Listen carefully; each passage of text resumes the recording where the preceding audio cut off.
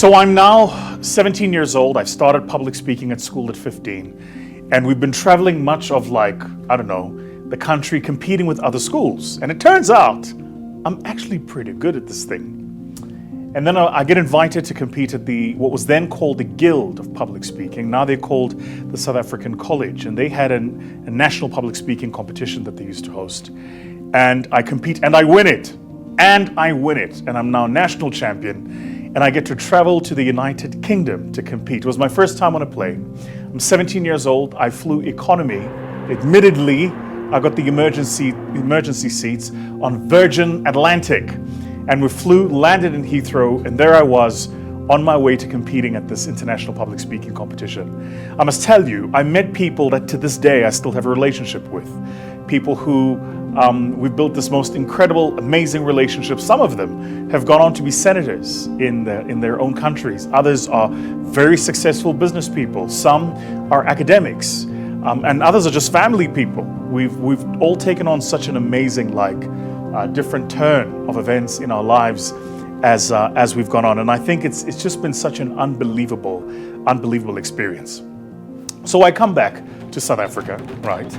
Having competed at this World Championship, winning the audience's favorite speaker prize, and kind of get back into life. And then 2 years later, I'm 19, and I get invited to speak at this event hosted by the Black Management Forum. That event was the turning point for me. It was in 2004. It was hosted by the BMF. And Don Kwanazi, who was a mentor, I met him that night. He then became a mentor, but he was this unbelievable, businessman of color, unbelievable, incredible gentleman, loud, gregarious, big personality. Everybody who knows Don knows Don. So Don Kwanazi reads about my story on the paper, insists that I must come and speak at the BMF event, happening in 2004, and they were celebrating 10 years of freedom and 10 years of empowerment for Black people in business. And that day, I got to share the stage with the then president of the country, Thabo Mbeki. I shared the stage with Malusi Kigaba, and the MC of the event was the now late but unbelievable, the indomitable Vusi Thembekwayo, who of course some of you here would know, used to host those shows on SABC 1. I think it was that early morning show. That event marked a significant change for me, for my career, for my business. Because what followed that event was my being invited first to appear in a show called Take 5. Now, I'm giving out generational sages here. Some of you here would remember Take 5.